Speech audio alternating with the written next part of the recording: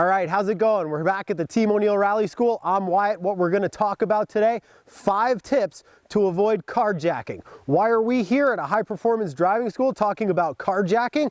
Because everyone should be. It's all of our responsibilities as people who are interested in cars, who like driving, we're out there doing this stuff, to raise awareness of this because it's on a dramatic rise. 2017, there were 3 times more carjackings in Chicago alone than there were in 2014. These cars and the security systems and all of the technology makes them much more difficult to steal. Thieves are no longer just going to Slim Jim your door in a parking lot. They need the keys. They're going to take them off of you. Car theft has become a violent crime. People are getting injured or killed over this stuff. We're not here to preach any kind of self-defense, what to do. You know, hey, if somebody taps on your window with a pistol and says, give me your car, that's on you. We're here to help you avoid these situations entirely. All right, so the number one thing that everybody out there can and should be doing is just keeping tabs on their vehicle.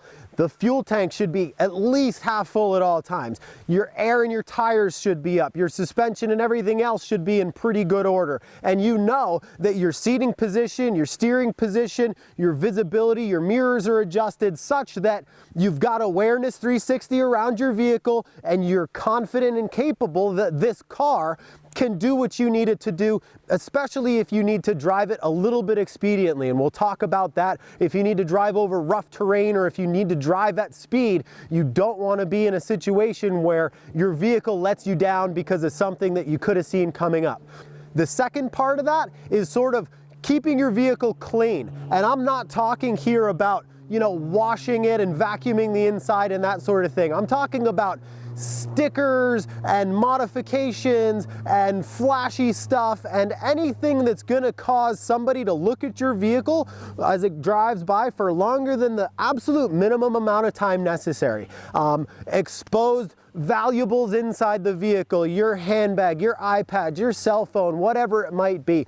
We had a team down in Mexico recently that lost a laptop out of a vehicle because the thieves down there are aware enough. They've got tools that sense any technology that emits a radio signal. Keep your stuff locked away in the trunk, keep it under seats, keep it whatever you can do so that it's not visible, especially stickers. You know, think of any stickers or decals as advertising what somebody might find in that vehicle. If you need to leave a vehicle parked overnight, you know, maybe in a bad neighborhood or just a parking garage or wherever it might be, you don't want to have anyone break into that thing or smash windows out or try to unlock your door or whatever. So once you've got your vehicle a little bit squared away, the second thing that everybody can be sort of thinking about is just having a good plan. Our joke is, if it doesn't pass the stupid test, don't do it. You know, if you're traveling to an area, it's easy enough to look up some of the parts of town where you might not need to go, where it might be advisable for you not to go. Carjackings are happening in certain parts of town, and if you don't need to wander through there, especially alone, especially at night, just don't do it. You know, there's cities in the world and parts of cities even here in the United States that are just dangerous. And like I said, give everyone the benefit of the doubt, but just know that these people are out there and they are stealing cars and they are doing these violent things. And if you can just keep your distance from that entire part of town, that's a wonderful thing, and you should definitely go for that. As far as having a decent plan, that also, you know, have a cell phone. Make sure your cell phone's charged. As you're driving, make sure you can get to that cell phone immediately. If you have a hands-free device, or if you can just grab it out of the cup holder and get to 911 fast if you need to. It means if you're parking your car, try and park it under a light somewhere where there's video surveillance if possible. Just some of these sorts of things, backing into a parking spot. So if something happens, you're always able to move forward even while you're parking or when you exit and go back to your vehicle again. If you're alone in a parking lot, say you just left a store or whatever you might have been doing and you're moving to your vehicle, make sure you've got 360 awareness around that vehicle of what's going on. If somebody's parked directly next to your car, walk away, walk back into the building, do something else, wait till that vehicle moves on. Just simply the act of thinking through some of these processes, what you're gonna do in these situations if is enough for your brain to kind of have a little bit of a plan, so that when it happens, it's an adrenaline-filled situation, something's going wrong, you're gonna act. You don't have time to think. So now is the time to say, oh, if X happens, I'm gonna do Y. If Y happens, I'm gonna do X. So that when you're in these situations, you're able to respond immediately in the correct fashion. Number 3, and probably the most important thing that you can do to avoid carjacking, is move to your vehicle, get in your car, drive, and keep driving.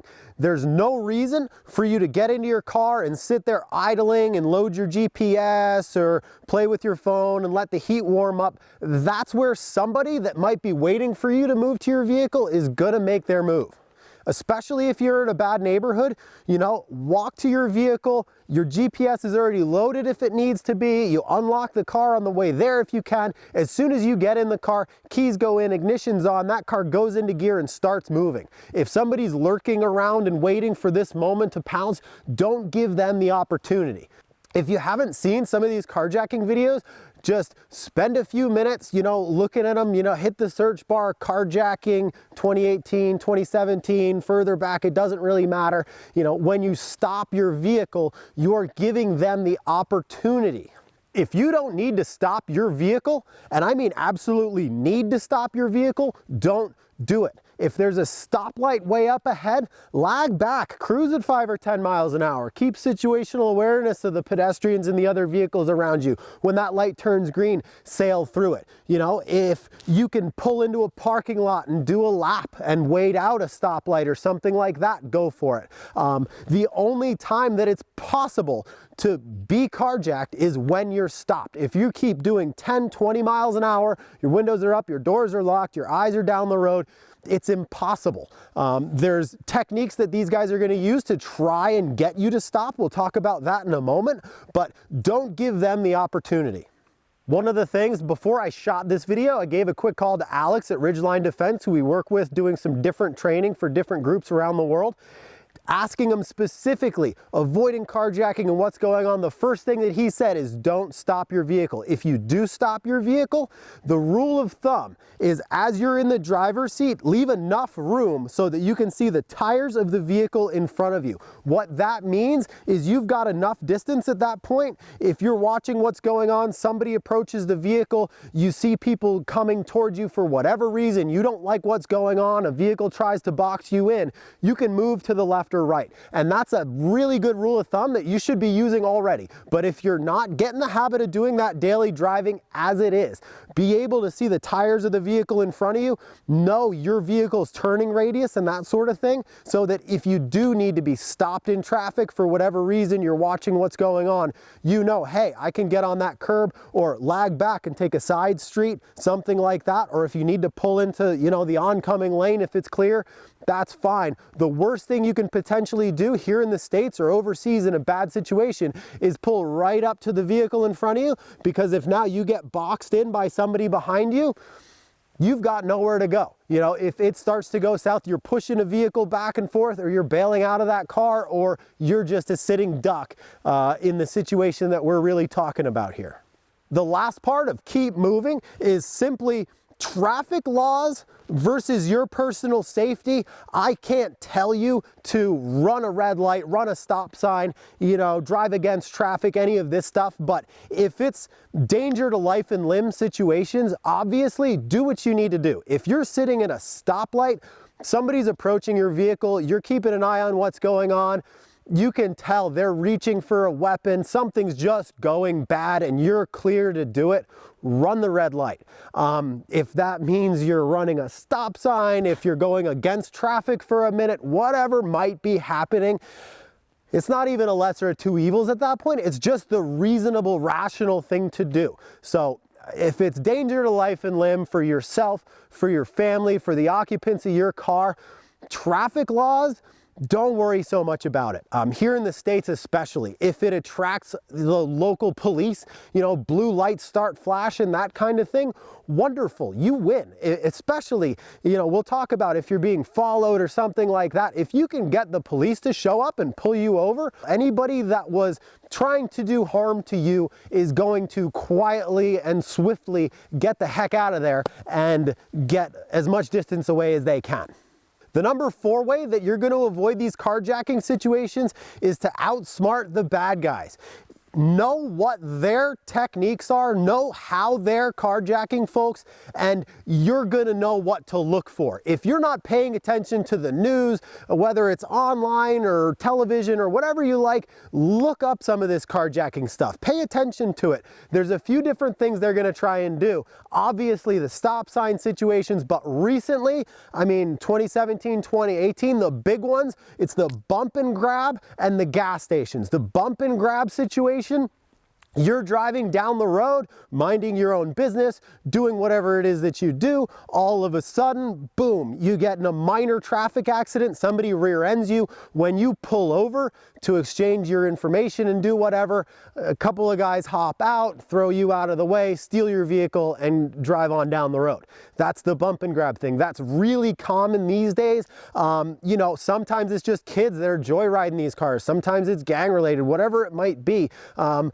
If you're in a bad situation, you're in a bad neighborhood, or even a decent neighborhood just at night, and you've got a bad feeling about it, and somebody just kind of rear ends you for no reason at a stoplight or something like that, you look back and you just have a bad vibe about this, drive directly to the police station. Phone 911 from your cell phone. Especially if multiple people get out of that vehicle, you know, pull over and see what happens if you want to play that game. If a couple of doors open, move, get out of there. And, you know, obviously report it to the police. We'll walk in and say, hey, this is what happened to me. I'm awfully sorry, but I was in fear for myself and my family in this situation, and you're gonna be fine. So that's a very common one. Know what it looks like, know what to look for. The other super common situation right now where a lot of carjackings are happening, even in the broad daylight, is gas stations. And it's not even in always bad parts of town. You know, it's not always, you need to be looking for trouble to get into it. You see a lot of them, you know, the security camera footage in a decent neighborhood, somebody hops out of their car and they're fueling it up and, you know, watching the TV on the gas pump, and somebody comes in and just kind of body checks them out of the way, hops in their car and goes. When you pull into a gas station, you know, it's easy enough to do a lap around, see what's going on. Are people hanging out? Are people sitting on the sidewalk? Is somebody just kind of standing around the dark corner by the light pole or whatever it is? You know, if it makes the hair on the back of your neck stand up, something's probably wrong. Trust your intuition a little bit and just take some really simple measures to avoid becoming an easy target. You know, how do you avoid that? Well, that's pretty darn simple. When you're fueling up, don't put yourself, you know, between the fuel pump and your vehicle. You're boxed in, you've got nowhere to go. Don't leave your door open with the keys in it.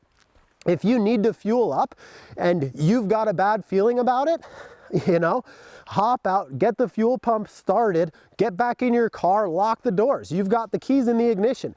If something goes bad, again, you know that something has gone very wrong here. If you need to start the vehicle and drive away from the gas pump, do it. Those gas pumps all have quick detach dry brake hoses. People do it all the time. That's what they're built for. They're engineered for that. So again, if it's danger to life and limb, don't hesitate. It's not an action movie where the gas station's gonna blow up or something like that. It's a pretty common thing, honestly, that people drive away with the gas pump in. So if you need to go down that road, go ahead and do it. But you're inside, your family's inside, the doors are locked, and you're just, again, watching what's going on. 360 situational awareness. You know, if you need to talk through what you're going to do in different situations, that's a good one to do it. The other one, a lot of times if I'm alone and I don't really like what's going on, hop out, start fueling, you've got the keys, lock the car and go in the gas station. Hang out, pretend you're looking at candy bars, buy a cup of coffee, do whatever you want, and you can keep an eye out the window and see what's happening. And if you don't like it, hang out in the gas station. It's got surveillance, you've got the clerk, you've got different stuff going on. Nobody who wants to steal your car is going to ID you, find you in the gas station, assault you, get your keys off of you, unlock your car, and steal your car. It's just too complicated, and they're not very likely to do it. You're not an easy target. The easy target is when the door's open, the keys are in it, and you're lurking around, or you shut the door and walk into the gas station, the keys are in it. If anybody's lurking around the gas station, especially, just keep your heads up and your wits about you. Bad guys don't necessarily think like you think. You know, you need to go through the mental processes of all the time saying, okay, if I were trying to steal my car, how would I do it? When you're at a gas station, you're at a stoplight, any of this stuff, think about, oh, well, now is the time when my risk is very high. That's when you should be paying the most attention and have a plan B or a plan C of what you're gonna do if it starts to go wrong. And lastly, end of the road, number 5, the last tip to avoid carjacking is be ready and able to go hot if you need to. And I don't mean ballistic action movie stuff. What I mean is, again, talking to Alex at Ridgeline, whether you're here in America or you're overseas, if you sense and identify there's a serious threat, the best thing that you can do is just establish as much distance from that threat as possible as quickly as you can do it. And we're not talking about pursuit stuff, but if someone's on foot and you can get a few blocks away even, you're all of a sudden completely safe.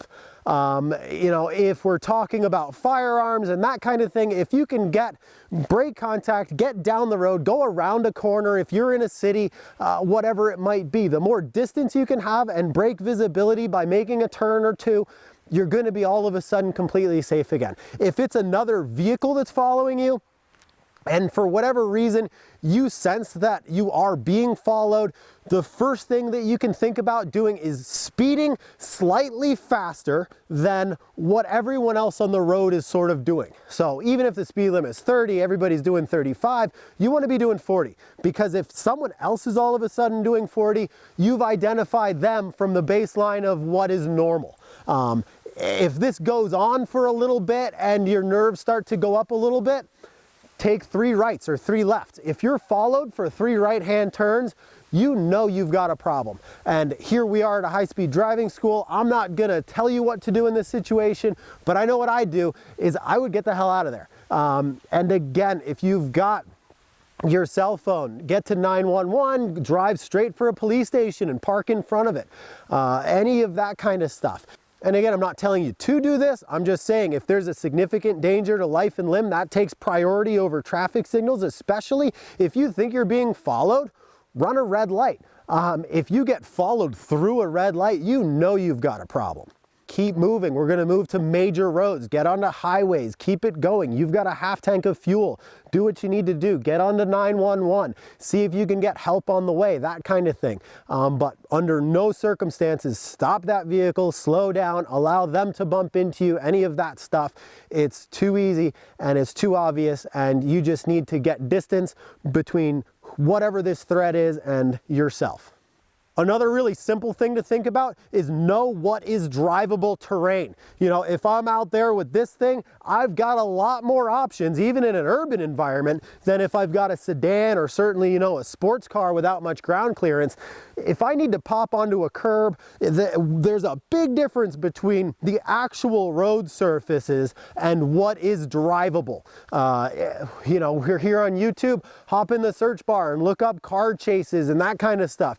Pursuits and that sort of thing from the helicopter, you'll see these people are going through all kinds of stuff, medians and grass, and you know, even in the city, it's incredible what you might be willing and capable of doing compared to, you know, a potential assailant. And again, it's one of those things where if you're driving like a crazy person, you're going to attract attention. That's not what these people want. So if you can get blue lights to come on, if you can get pulled over, if you can attract the awareness of just generally everyone around this intersection is like, oh my God, look what just happened, they're gonna lag back and say, hey, let this one go. We don't want anything to do with this.